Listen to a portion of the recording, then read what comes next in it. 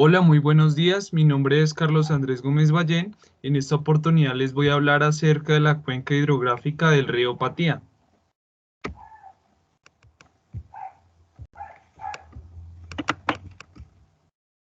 Para empezar, algunas curiosidades. Esta cuenca pertenece a la vertiente del Pacífico. Como se puede observar en la imagen izquierda, en el macizo colombiano, en el volcán nevado del Sotará, que está en el Putumayo, se origina el río Timbio, que después va a dar lugar al río Patía, cuando converge con el río Quilacé en el municipio del Patía. Entonces tenemos en la imagen derecha, como lo podemos apreciar, que el río empieza en el departamento del Cauca para después bajar en sentido sur, atravesando el departamento de Nariño y posteriormente desemboca en el Océano Pacífico. Este río tiene 400 kilómetros de recorrido.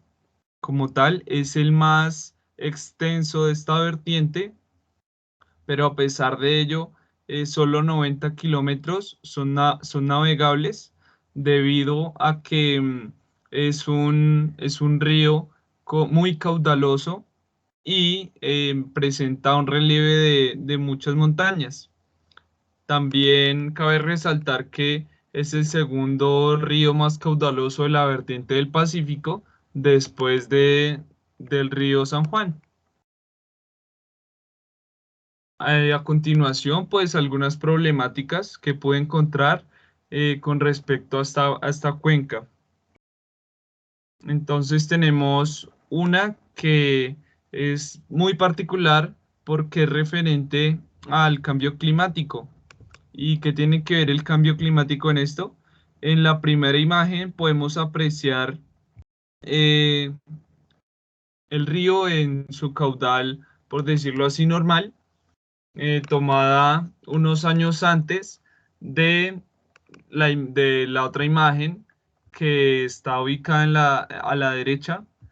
Esta imagen fue tomada en el año 2016 cuando ocurrió el fenómeno del Niño.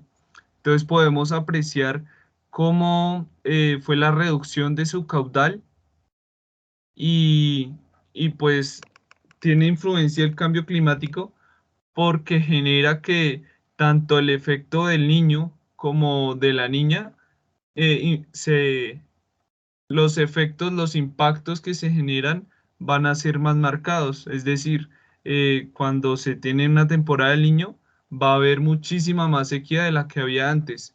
Y caso contrario de lo de la niña, cuando se acerca este fenómeno, va a llover muchísimo más de lo normal. Entonces esto tiene repercusiones en el ambiente y en la sociedad.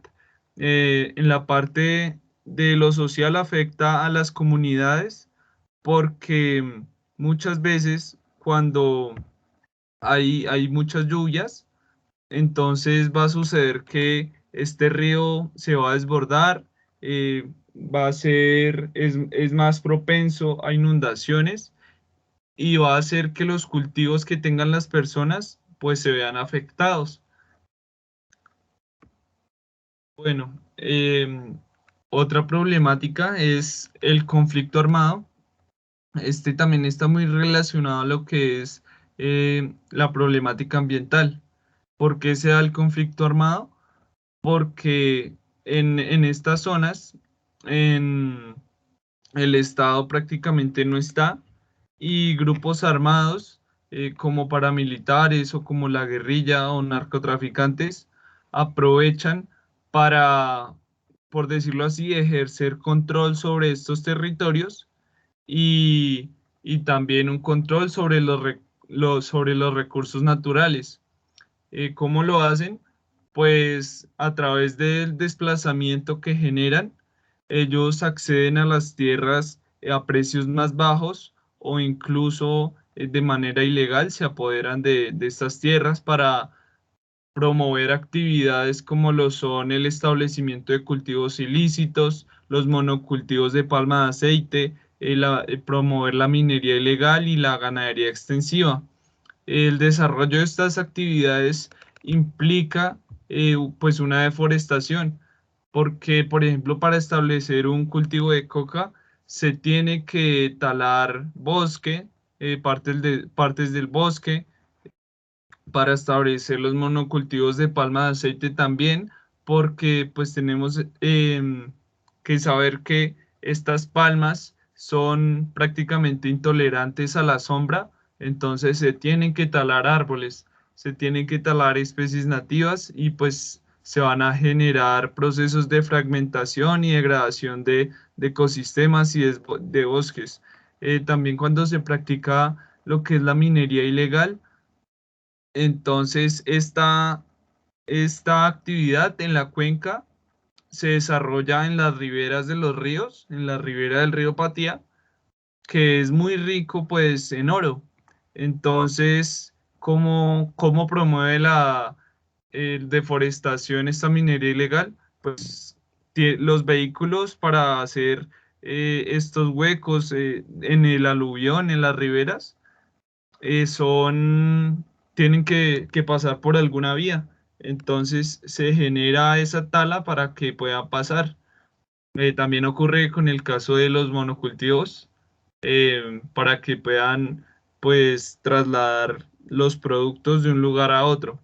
El otro problema es la ganadería extensiva, que tal como ocurre en el Amazonas, también tiene que deforestar para permitir pues el establecimiento del ganado.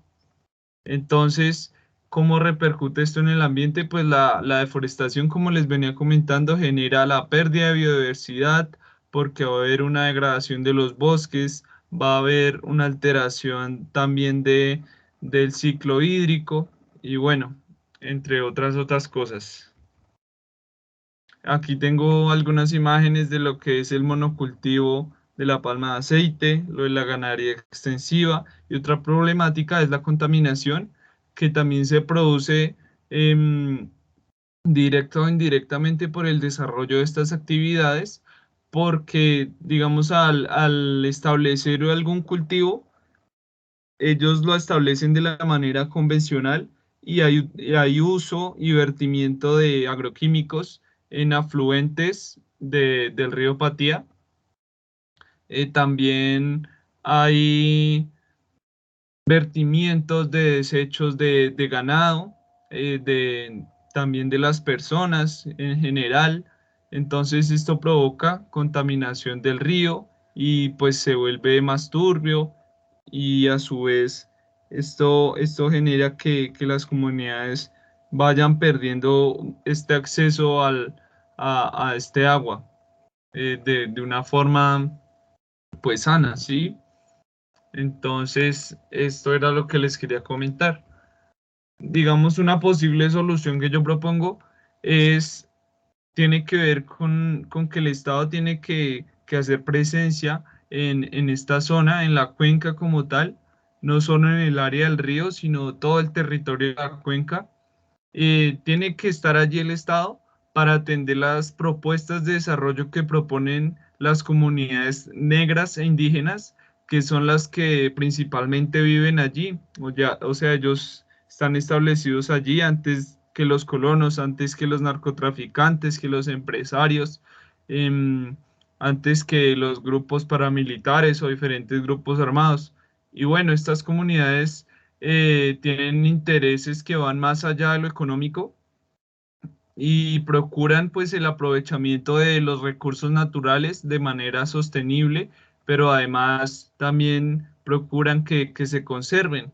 Entonces, también es promover lo que es la pesca artesanal, lo que es la minería artesanal, todo esto que son actividades que ellos practicaban mucho tiempo antes de que se generaran pues estos impactos negativos que les comenté anteriormente, porque de alguna manera ellos tienen que subsistir y lo hacen a través de estas prácticas.